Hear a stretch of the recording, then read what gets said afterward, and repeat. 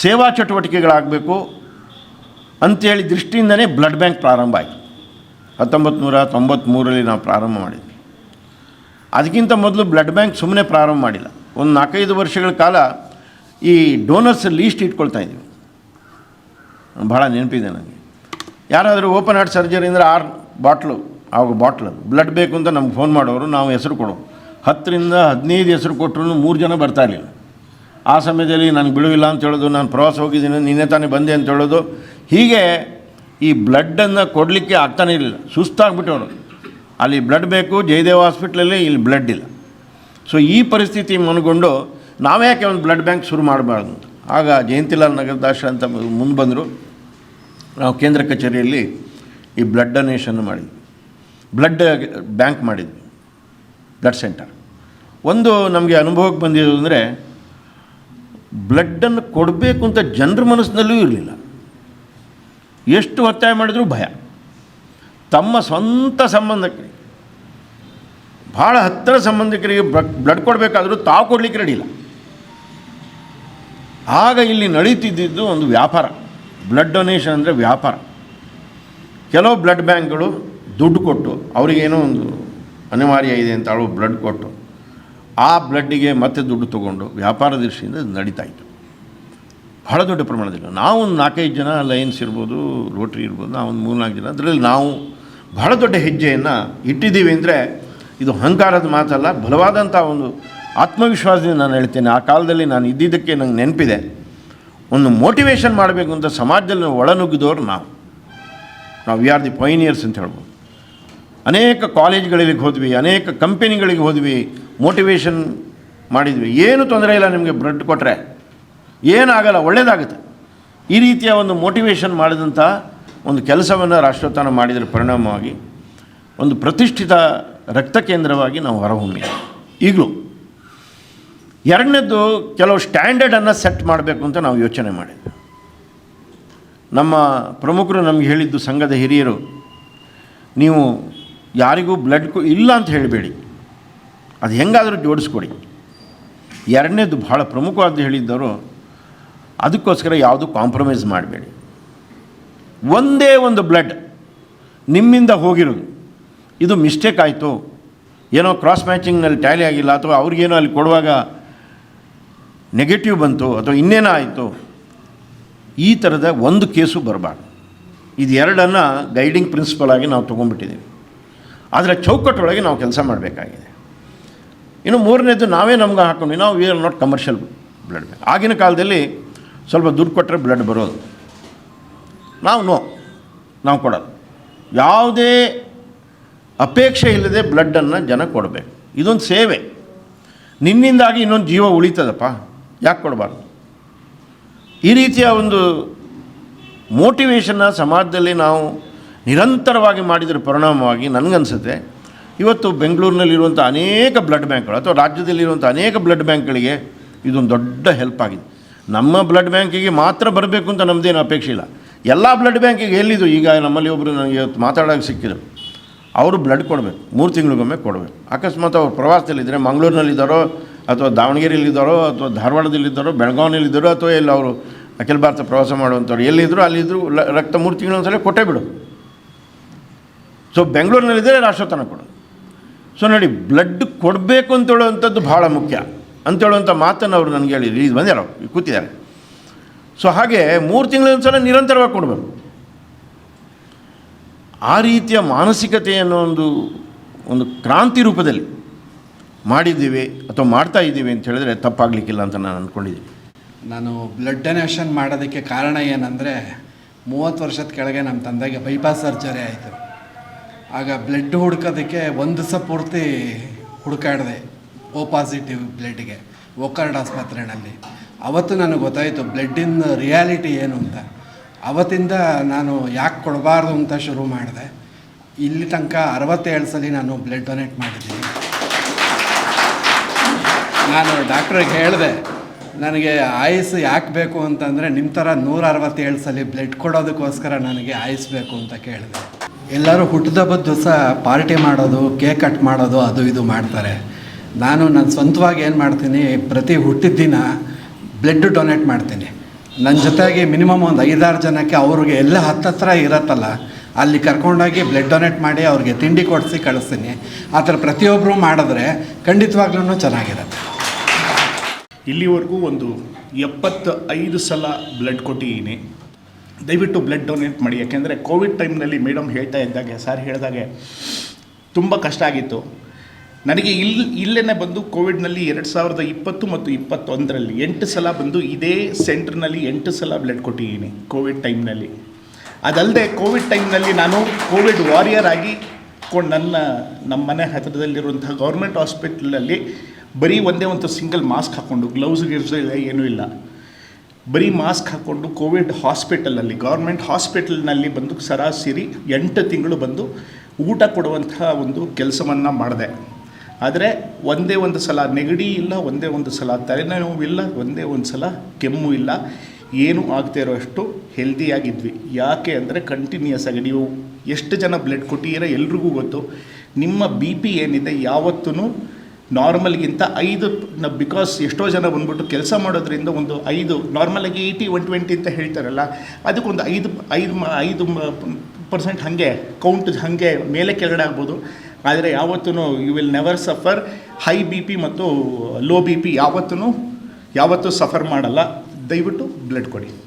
ಈ ರಕ್ತದಾನ ಅನ್ನೋದು ಒಂದು ನನಗೆ ಅಚಾನಕ್ಕಾಗಿ ಶುರುವಾಯಿತು. ಅಂದರೆ ನಾನು ಚಿಕ್ಕವನಿದ್ದಾಗ ಯಾವುದೋ ಒಂದು ಮಾರ್ಚ್ ಫಸ್ಟ್ ಆಗೋ ಸಂದರ್ಭದಲ್ಲಿ ಒಬ್ಬ ವ್ಯಕ್ತಿ ಸ್ಟೇಜ್ ಮೇಲೆ ಇದ್ದವ್ರು ಹೇಳ್ತಾಯಿದ್ರು, ಈ ಥರ ರಕ್ತದಾನ ಮಾಡಿದ್ರೆ ತುಂಬ ಜನಕ್ಕೆ ಒಳ್ಳೆಯದಾಗುತ್ತೆ ಅಂತ.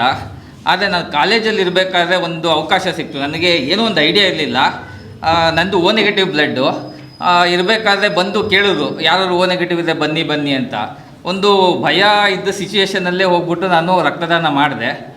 ಸೊ ಆವಾಗ ಶುರುವಾಗಿದ್ದು ನಿರಂತರವಾಗಿ ಈಗ ಹಾಗೆ ಮುಂದುವರಿತಾ ಇದೆ. ಸೊ ಇದುವರೆಗೆ ನಾನು ಒಂದು 50 ಸಲ ರಕ್ತದಾನ ಮಾಡಿದ್ದೀನಿ. ರಕ್ತದಾನ ಮಾಡೋ ಸಂದರ್ಭದಲ್ಲಿ ಅಥವಾ ಯಾವಾಗ ಅವಕಾಶ ಸಿಗುತ್ತೋ ಆವಾಗ ನಮ್ಮ ಜೊತೆ ಮಕ್ಕಳನ್ನ ಕರ್ಕೊಂಬಂದು ತೋರಿಸಿ ಈ ಥರ ಹಿಂಗಿದೆ ಅಂತ ಹೇಳಿ ಅವ್ರಿಗೂ ಎಂಕರೇಜ್ ಮಾಡೋದ್ರಿಂದ ಈಗ ನನ್ನ ಮಗ ಮತ್ತು ಮಗಳು ಇಬ್ಬರು ಇದ್ದಾರೆ. ಅವರು ಕಾತುರದಿಂದ ಕಾಯ್ತಾ ಇದ್ದಾರೆ, ಅಂದರೆ ನಾನು ಮಾಡಬೇಕು ಅಂತ. ಆದರೆ ಇಲ್ಲಿ ಒಂದು ಏಜ್ ಲಿಮಿಟ್ ಅದೆಲ್ಲ ಇರೋದ್ರಿಂದ ನಾನು ಅವ್ರಿಗೆ ಹೇಳಿದ್ದೀನಿ, ನಿಮ್ಗೆ ಈ ಸಮಯ ಬಂದ ತಕ್ಷಣ ನೀವು ಶುರು ಮಾಡ್ಬೋದು. ಸೊ ಅದರಿಂದ ಒಂದು ನಮ್ಮ ಏನಾಗುತ್ತೋ, ನಮ್ಮ ಕೈಲಿ ಏನಾಗುತ್ತೋ ಅದು ಸೇವೆಯನ್ನು ನಾವು ಸಲ್ಲಿಸ್ದಂಗೆ ಆಗುತ್ತೆ, ಮತ್ತು ಅದರಿಂದ ತುಂಬ ಜನಕ್ಕೆ ಉಪಯೋಗ ಆಗುತ್ತೆ ಅಂತ ಹೇಳೋದಕ್ಕೆ ಇಷ್ಟಪಡ್ತೀನಿ. ನಾನು ರಾಷ್ಟ್ರೋತ್ಥಾನ ಪರಿಷತ್ತಿಗೆ 2012-13ರಿಂದ ಶಿಬಿರ ನಡೆಸ್ಕೊಂಡು ಹೋಗ್ತಾ ಇದ್ದೀನಿ. ಇಲ್ಲಿವರೆಗೂ ಸುಮಾರು ಒಂದು 18 ಶಿಬಿರ ನಡೆದಿದೆ. ಇದೇ ಕಾರ್ಯಾಲಯದಲ್ಲೇ ನಡೆದಿದೆ. ನಾನು 10 ಬಾರಿ ರಾಷ್ಟ್ರೋತ್ಥಾನದಲ್ಲಿ ಕೊಟ್ಟಿದ್ದೀನಿ. 12 ಬಾರಿ ಎಮರ್ಜೆನ್ಸಿ ಬಂದಿತ್ತು. ನಮ್ಮ ಮನೆ ಹತ್ರ ಅಪೋಲೋ ಹಾಸ್ಪಿಟ್ಲ್ ಇದೆ, ಅವರು ಎಮರ್ಜೆನ್ಸಿಗೆ ನನ್ನೇ ಕರೀತಾರೆ ಯಾವಾಗಲೂ. ನಾನು ಏನು ಮಾಡಲಿ, ಅಲ್ಲೇ ಹೋಗಿ ಕೊಡೋದಾಗುತ್ತೆ. ಸೊ ಎಲ್ಲೋ ಒಟ್ಟಿನಲ್ಲಿ ರಕ್ತದಾನ ನಡೆದಿದೆ. ನಾನು ರಕ್ತದಾನ ಕೊಟ್ಟಿರೋದು ಎಷ್ಟು ಸಂಖ್ಯೆ ಅಂತ ನಂಗೆ ಗೊತ್ತಿಲ್ಲ. ನಾನು 2010ರಿಂದ ಕೊಡ್ತಾಯಿದ್ದೀನಿ. ಅದು ಎಮರ್ಜೆನ್ಸಿಗೆ ಹೈಯೆಸ್ಟ್ ಹೋಗಿದೆ ಅಂತ ನನ್ನ ಅನಿಸಿಕೆ. ಎಲ್ರಿಗೂ ನಮಸ್ಕಾರ. ನನ್ನ ಹೆಸರು ಅಮೃತ ಶರ್ಮಾ ಅಂತ. ನಾನು ರಾಷ್ಟ್ರೋತ್ಥಾನ ಮತ್ತು ಬೇರೆ ಕಡೆ ಎಲ್ಲ ಕಡೆ ರಕ್ತದಾನ ಮಾಡ್ತಾಯಿದ್ದೀನಿ. ಅಂದಾಜು ಇವಾಗ 32 ಸಲ ಮಾಡಿದ್ದೀನಿ. ಇದು ನಂದು ಬೇಸಿಕಲಿ ಏನು ಅಂದರೆ IT ಫ್ರೀಲಾನ್ಸರ್ ಆಗಿ ನಾನು ವೃತ್ತಿ. ನಮ್ಮ ಕಂಪನೀಲಿ ಈ ಥರ ಯಾವ್ದಾದ್ರು ಪ್ರೋಗ್ರಾಮ್ಸು ಎಲ್ಲ ಇದ್ದಾಗ ನಾನು ಆದಷ್ಟು ಎನ್ಕರೇಜ್ ಮಾಡೋಕ್ಕೆ ಟ್ರೈ ಮಾಡ್ತೀನಿ. ಎಲ್ಲರೂ ಈ ಒಂದಷ್ಟು ರೂಲ್ಸ್ ಇದೆ ರಕ್ತದಾನ ಮಾಡುವಾಗ. ಒಂದು ಇದು ವೆಯ್ಟ್ ಆಗ್ಬೋದು, ಅಥವಾ ಏಜ್ ಆಗ್ಬೋದು, ಅಥವಾ ಏನೋ ಬೇರೆ ಡಿಸೀಸಸ್ಸು ಅದು ಇದು ಅದೆಲ್ಲ ಏನೂ ತೊಂದರೆಗಳಿಲ್ಲ ಅನ್ನೋರು, ಈ ರೂಲ್ಸ್ನೆಲ್ಲ ಮೀಟ್ ಮಾಡೋ ಅಂಥವ್ರು ದಯವಿಟ್ಟು ಬಂದು ಮಾಡಿ ಅಂತ ನಾನು ಯೂಶ್ವಲಿ ರಿಕ್ವೆಸ್ಟ್ ಮಾಡ್ಕೋತೀನಿ. ಜೊತೆಗೆ ನಮ್ಮ ಕಮ್ಯುನಿಟಿ, ನಮ್ಮ ಸುತ್ತಮುತ್ತ ಅವ್ರಿಗೆಲ್ಲನೂ ನೀವೆಲ್ಲ ರಕ್ತದಾನಿಗಳು ಅಂತ ಗೊತ್ತು. ನಿಮ್ಮೆಲ್ರಿಗೂ ಒಂದು ನಮಸ್ಕಾರ ಮಾಡೋಕ್ಕೆ ಇಷ್ಟಪಡ್ತೀನಿ. ಹಾಗಾಗಿ ನೀವು ಎಲ್ಲರೂ ದಯವಿಟ್ಟು ಎಷ್ಟಾಗುತ್ತೋ ಅಷ್ಟು ಯಂಗ್ಸ್ಟರ್ಸ್ನ ನಾವು ಕರೆಸಿ ಒಂಚೂರು ರಕ್ತದಾನ ಮಾಡಿ ಅಂತ ಹೇಳಿ ಅವ್ರಿಗೆ ಪ್ರೋತ್ಸಾಹ ಕೊಡಬೇಕು. ನಾನು ಸುಮಾರು 2010ನೇ ಇಸ್ವಿಯಿಂದ ಕೊಡ್ತಾ ಇದ್ದೇನೆ. ಎಷ್ಟು ಸರಿ ಕೊಟ್ಟಿದ್ದೀನಿ ಅಂತ ನೆನಪಿಲ್ಲ, ನಾನು ಲೆಕ್ಕ ಇಟ್ಟಿಲ್ಲ. ಯಾಕೆಂದರೆ ಕೊಟ್ಟದ್ದು ತನಗೆ ಬಚ್ಚಿಟ್ಟದ್ದು ಪರರಿಗೆ ಅಂತಾರಲ್ಲ ಹಾಗೆ. ಬಟ್ ಈ ಕೇಂದ್ರಕ್ಕೆ ಬಂದು ರಕ್ತ ಕೊಡ್ಲಿಕ್ಕೆ ನನಗೆ ಭಾಳ ಸಂತೋಷ ಆಗುತ್ತೆ. ಯಾಕಂದರೆ ಮೇಡಮ್ ಹಾಗೆ ಹೇಳ್ದಂಗೆ ಭಾಳ ನೀಟಾಗಿ ಮೇಂಟೈನ್ ಮಾಡಿದ್ದಾರೆ. ಭಾಳ ಖುಷಿಯಾಗುತ್ತೆ ಇಲ್ಲಿ ಬಂದು ಕೊಡಲಿಕ್ಕೆ. ಒಂದು ವಿಚಾರ ನೀವು ಗಮನಿಸಿದ್ದೀರೇನೋ ಗೊತ್ತಿಲ್ಲ, ನಾನು ದಾನ ಅಂತ ಮಾಡ್ತಾ ಇಲ್ಲ, ಇದು ದೇವರಿಗೆ ನಾನು ಸಲ್ಲಿಸೋ ಒಂದು ಕೃತಜ್ಞತೆ, ಒಂದು ಕಾಣಿಕೆ ಅಂತ ಅಂದ್ಕೊಂಡಿದ್ದೀನಿ.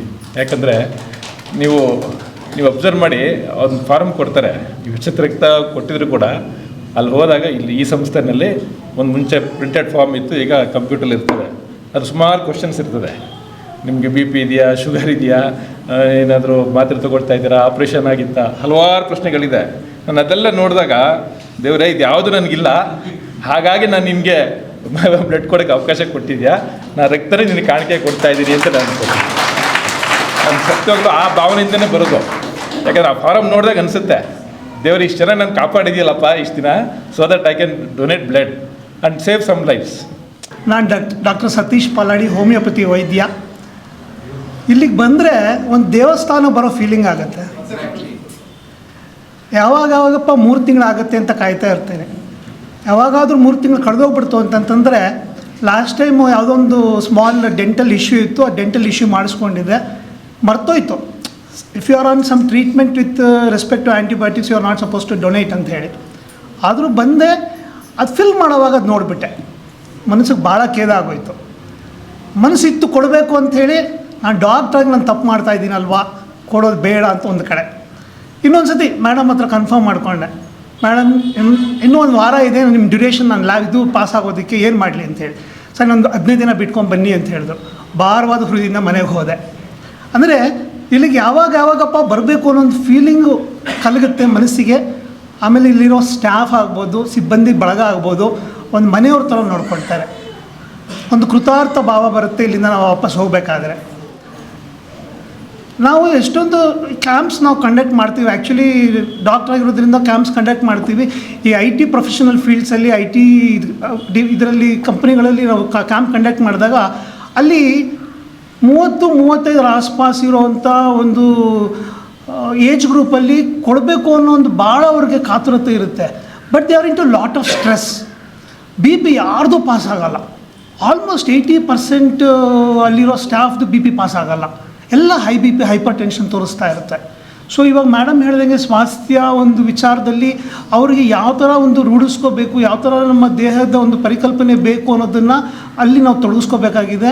ಯಾಕೆಂತಂದರೆ ತುಂಬ ಜನ ಹೈಪರ್ ಟೆನ್ಷನ್ ಇದ್ದಾರೆ already at the age of 30-35 because of their work pressure, work culture. ಎಲ್ಲರಿಗೂ ನಮಸ್ಕಾರ. ನನ್ನ ಹೆಸರು ಚೇತನ್ ಬಾಬು ಅಂತ, audit and tax consultant. So ಇಲ್ಲೆಲ್ಲರೂ ಆಲ್ರೆಡಿ ತುಂಬ ಸೀನಿಯರ್ಸ್ ಇದೆಯಾ, ಗುರುಗಳಿದ್ದೀವ, ಇದರಲ್ಲಿ ನಾನು ಸಪ್ರೇಟಾಗಿ ಹೇಳೋಂಥದ್ದೇನಿಲ್ಲ. ಬಟ್ ಇಲ್ಲಿ ಒಂದು ಕಳಕಳಿ ಏನು ಅಂತ ಹೇಳಿದ್ರೆ, ಎಲ್ಲರೂ ಬ್ಲಡ್ ಡೊನೇಟ್ ಮಾಡ್ತಾರೆ, ಬಟ್ ಪ್ಲೇಟ್ಲೆಟ್ ಡೊನೇಟ್ ಮಾಡಬೇಕು ಅಂತ ಹೇಳಿದ್ರೆ ತುಂಬ ಟೈಮ್ ಹೀಲ್ ಆಗುತ್ತೆ ಅಂತೇಳಿ ತುಂಬ ಜನ ಎಸ್ಕೇಪ್ ಆಗ್ತಾರೆ. ದಯವಿಟ್ಟು ಪ್ಲೇಟ್ಲೆಟ್ಸು ಅಷ್ಟೇ ಇಂಪಾರ್ಟೆಂಟ್ ಆಗಿರೋದ್ರಿಂದ ಅದ್ರ ಬಗ್ಗೆ ಕೂಡ ಸ್ವಲ್ಪ ಯೋಚನೆ ಮಾಡಿಬಿಟ್ಟು ಇದು ಮಾಡಬೇಕು. ಸೊ ನಾನು ಏನಿಲ್ಲ ಒಂದು 36 ಟೈಮ್ಸ್ ಕೊಟ್ಟಿದ್ದೀನಿ ಅಷ್ಟೇ. ಇನ್ನು ದೇವರು ಇನ್ನೂ ಇದೇ ರೀತಿ ಆರೋಗ್ಯ ಕೊಟ್ಟು ನನಗೆ 60 ಇಯರ್ಸ್ ಏನಿದೆಯೋ 60-65 ಅಷ್ಟರವರೆಗೆ ಏನಾಗುತ್ತೆ every ಮಂತ್ಸ್ ಕೊಡೋ ಥರ ದೇವ್ರ ಆಶೀರ್ವಾದ ಮಾಡಬೇಕು ಅಂತ ಕೇಳ್ಕೊತೀನಿ. ಇಲ್ಲಿ ಎಷ್ಟು ಜನ ಇದ್ದಾವೆ ಎಲ್ಲರಿಗೂ ಅಭಿನಂದನೆಗಳು. ಯಾಕೆ ಅಂತ ಹೇಳಿದ್ರೆ ನೀವೆಲ್ಲ ಇದು ಏನು ಟ್ರೇಡ್ ಮಾರ್ಕ್ ಅಂತೀವಲ್ವ, ಆ ರೀತಿ ನಾವೆಲ್ಲ ಆರೋಗ್ಯವಾಗಿದ್ದೀವಿ ಅನ್ನೋ ಒಂದು ಚಿಹ್ನೆ ಇದು. ಸೊ ಅದಕ್ಕೆ ವಿ ಶುಡ್ ಬಿ ಪ್ರೌಡ್. ಇವಾಗ ಡಾಕ್ಟರ್ ಸರ್ ಹೇಳೋದು, ಸತೀಶ್ ಸರ್ ಅನ್ಸುತ್ತೆ ಅವರು, ಸೊ ಹೇಳೋದು 30-35 BP ಬರುತ್ತೆ ಅಂತ. So we should be proud. ಎಷ್ಟೊಂದು ಜನ 50 ವರ್ಷದಲ್ಲಿ ಇದ್ದೀವಿ, 55-60 ಇರ್ಬೋದು ಇಲ್ಲಿ. ಸೊ ನನಗೆ ತುಂಬ ಸಂತೋಷ ಆಗುತ್ತೆ ಇದು ಎಲ್ಲ ಇಷ್ಟು ಜನ ನಾವು ಒಂದೇ ಕಡೆ ಭೇಟಿಯಾಗಿದ್ದಕ್ಕೆ. ಸೊ ಎಲ್ಲರಿಗೂ ಥ್ಯಾಂಕ್ಸ್. ದಯವಿಟ್ಟು ಪ್ಲೇಟ್ಲೆಟ್ಸು ಸ್ವಲ್ಪ ಡೊನೇಟ್ ಮಾಡಲಿಕ್ಕೆ ಪ್ರಯತ್ನ ಪಡಿ. ಬಟ್ ನಾನು ಆನೆಸ್ಟಾಗಿ ಹೇಳ್ತೀನಿ, ನಾನು ಬ್ಲಡ್ ಡೊನೇಷನ್ನು ಇಂಜಿನಿಯರಿಂಗಲ್ಲಿ ಸ್ಟಾರ್ಟ್ ಮಾಡಿದ್ದು. ಯಾಕೆಂದರೆ ಅರ್ಧ ಗಂಟೆ ಬ್ಲಡ್ ಡೊನೇಷನ್ ಮಾಡಿದ್ರೆ ಎಂಟೈರ್ ಡೇ ಅಟೆಂಡೆನ್ಸ್ ಫ್ರೀಯಾಗಿ ಸಿಗ್ತಾಯಿತ್ತು ನಮಗೆ. ಸೊ ಅಲ್ಲಿಂದ ಶುರು ಆಗಿದ್ದು. ಆಮೇಲೆ ನಾನು ಕಂಪನಿಗೆ ಸೇರಿದ ಮೇಲೆ CSR ವಿಂಗ್ ಅಂತ ಆಲ್ರೆಡಿ ಇತ್ತು. ನಂಗೆ ಸ್ವಲ್ಪ ಆಸಕ್ತಿ ಇದ್ದಿದ್ದರಿಂದ ಸೇರ್ಕೊಂಡಾಗ ಏನಂದರೆ ಇದು ಬ್ಲಡ್ ಡೊನೇಷನ್ ನಾನು ಇಲ್ಲಿ ರಾಷ್ಟ್ರೋತ್ಥಾನದಲ್ಲಿ ಕೊಟ್ಟಾಗ ಅವರು ಹೇಳಿದರು ಹಿಂಗೆ ಮಾಡ್ಬೋದು ನೀವು ಅಂತ. ಜಸ್ಟ್ ನಾನು HR-ಗೆ ಇನ್ಫಾರ್ಮ್ ಮಾಡಿದೆ. ಏನು ನಮ್ಮದೇನು ಎಕ್ಸ್ಟ್ರಾ ಎಫರ್ಟು ಇರೋದಿಲ್ಲ ಇದರಲ್ಲಿ. HR-ಗೆ ಇನ್ಫಾರ್ಮ್ ಮಾಡಿದ್ರೆ ಅವರಿಗೂ ಟಾರ್ಗೆಟ್ ರೀಚ್ ಆಗೋದು, ಅವ್ರದ್ದು ಅಪ್ರೈಸಲ್ಲು ಅಂತೆಲ್ಲ ಇರುತ್ತೆ, ಅವರಿಗೂ ಇಂಟ್ರೆಸ್ಟ್ ಇರುತ್ತೆ ಇದರಲ್ಲಿ. ಅವರು ಸೇರಿಕೊಂಡು ಅವರೇ ಕಾಂಟ್ಯಾಕ್ಟ್ ಮಾಡ್ತಾರೆ ಬ್ಲಡ್ ಡೊನೇಷನ್ ರಾಷ್ಟ್ರೋತ್ಥಾನಕ್ಕೆ. ರಾಷ್ಟ್ರೋತ್ಥಾನದವರು ಸ್ವಲ್ಪ ಸಹಾಯ ಮಾಡ್ತಾರೆ, ಏನು ದುಡ್ಡು ಖರ್ಚಿಲ್ಲ. ಈಗ ಯಾರ್ಯಾರು IT-ಯಲ್ಲಿ ಅಥವಾ ನಿಮ್ಮ ಕಂಪನಿಯಲ್ಲಿ ಈ ಥರ ವ್ಯವಸ್ಥೆಗಳಿದ್ದಾವೆ ನೀವು ಜಸ್ಟ್ ಇನ್ಫಾರ್ಮ್ ಮಾಡಿದ್ರೆ ಸಾಕು, ಅವರವರೇ ಕಾಂಟ್ಯಾಕ್ಟ್ ಮಾಡಿಕೊಂಡು ಆಫೀಸಿಗೆ ಬಂದರೆ ನಾವು ಆ್ಯಕ್ಚುಲಿ ನಾವು ಡೊನೇಟ್ ಮಾಡಬೇಕಂದ್ರೆ ಮನೆಯಿಂದ ಇಲ್ಲಿಗೆ ಬರಬೇಕು, ಡೊನೇಟ್ ಮಾಡಬೇಕು, ನಮ್ಮದೊಂದು ಗಂಟೆ ವೇಸ್ಟ್ ಆಗ್ಬೋದು. ಸೊ ಆಫೀಸಲ್ಲೇ ಆಗಿಬಿಟ್ರೆ ಆಸಕ್ತಿ ಇರಲಿ ಇಲ್ದಿರ ಪಕ್ಕದವರು, ನನ್ನ ಫ್ರೆಂಡ್ ಹೋದ್ರು, ನಮ್ಮ ಟೀಮವ್ರು ಹೋದರು, ಅಥವಾ ನಂತರನೇ ಸ್ವಾರ್ಥ ಒಂದು ಅರ್ಧ ಗಂಟೆ ವರ್ಕ್ ಮಾಡೋದು ವೇಸ್ಟ್ ಮಾಡ್ಬೋದು, ಟೈಮ್ ಪಾಸ್ ಮಾಡ್ಬೋದು ಅಂತ ಬಂದರೂ ಬರ್ಬೋದು. ರವಿ ಹೆಗಡೆ ಅಂತ ನಾನು ಬೇಸಿಕಲಿ ನಾನು ಪ್ರಾಪರ್ಟಿ ಡೆವಲಪರ್. ಸೊ ನಂದು ಬ್ಲಡ್ ಡೊನೇಷನ್ ಜರ್ನಿ ಯಾವ ಥರ ಸ್ಟಾರ್ಟ್ ಆಯಿತು ಅಂದರೆ, ನನಗೆ ಬ್ಲಡ್ ನೋಡಿದ್ರೆ ವಾಮಿಟ್ ಆಗ್ತಾಯಿತ್ತು. ಮುಂಚೆ ಬ್ಲಡ್ ನೋಡಿದ್ರೆ ಅಷ್ಟೊಂದು ಭಯ ಇತ್ತು. ಸೊ ನನಗೆ ತಲೆ ಸುತ್ತ ಬರೋ ಥರ ಆಗ್ತಾಯಿತ್ತು. ಸೊ ನಾನು ಲೀಡರ್ಸ್ ಅಕಾಡೆಮಿಯಿಂದ ಸ್ವಲ್ಪ ಮೋಟಿವೇಟ್ ಆಗಿ, ಲೀಡರ್ ಬಾಲಾ ಸರ್ ಅಂತ, ಸೊ ಅವ್ರ ಕಡೆಯಿಂದ ನಾನು ಮೋಟಿವೇಟ್ ಆಗಿ ಬ್ಲಡ್ ಡೊನೇಷನ್ಗೆ ಬಂದೆ. ಬರಬೇಕಾದ್ರೆ ಜೊತೆಗೆ ನಮ್ಮ ವೈಫ್ನೂ ಕರ್ಕೊಂಬಂದೆ. ಸೊ ಬೈಕಲ್ಲಿ ಬಂದರೆ ವಾಪಸ್ ಹೋಗೋಕ್ಕಾಗಲ್ವೇನೋ ಅಂತ ಅಂದ್ಬಿಟ್ಟು ಆಟೋದಲ್ಲಿ ಬಂದೆ. ಸೊ ಆವತ್ತು ಬ್ಲಡ್ ಡೊನೇಷನ್ ಮಾಡಿದ್ವಿ. ಸೊ ಅದರಿಂದ ಸ್ವಲ್ಪ ಧೈರ್ಯ ಬಂತು. ಸೊ ನೆಕ್ಸ್ಟ್ ನಾನು ಹಾಗೆ ರೆಗ್ಯುಲರ್ ಡೋನರ್ ಆದೆ. ಸೊ ನಾನು ಮ್ಯಾರಥಾನ್ ರನ್ನರು, ಒಂದು ರನ್ ಅಡಿಕ್ಸ್ ಅಂತ ಟೀಮ್ ಇದೆ. ನಮ್ಮ ಟೀಮಲ್ಲಿ ಒಂದು 2700 ಜನ ಮೆಂಬರ್ಸ್ ಇದ್ದೀವಿ. ಸೊ ನಾನು ಪ್ರತಿ ಸಾರಿ ಬರಬೇಕಾದ್ರೂ ಅಟ್ಲೀಸ್ಟ್ ಒಂದು 5-6 ಜನ 7-8 ಜನರನ್ನ ಕರ್ಕೊಂಬರೋಕ್ಕೆ ಟ್ರೈ ಮಾಡ್ತೀನಿ. ಸೊ ನಾವು 4-5 ಜನ ಫ್ರೆಂಡ್ಸ್ ಬಂದು ಕೊಡ್ತಾಯಿದ್ದೀವಿ. ಲಾಸ್ಟ್ ಒಂದು 12 ಇಯರ್ಸಿಂದ ನಾನು ರೆಗ್ಯುಲರ್ ಡೋನರ್ ಆಗಿದ್ದೀನಿ. ಸೊ ಯಾರು ಬೇಕಾದರೂ ಬ್ಲಡ್ ಕೊಡ್ಬೋದು. ಯಾಕೆಂದರೆ ನಾನು ಅಷ್ಟೊಂದು ವೀಕ್ ಮೈಂಡ್ ಇರೋನು, ನಾನು ಧೈರ್ಯವಾಗಿ ಬಂದು ಬ್ಲಡ್ ಕೊಡ್ತಾಯಿದ್ದೀನಿ. ಸೊ ಯಾರು ಬೇಕಾದರೂ ಕೊಡ್ಬೋದು ಅಂತ ನನ್ನ ಅನಿಸಿಕೆ. ಸೊ ಎಲ್ರಿಗೂ ಧನ್ಯವಾದಗಳು.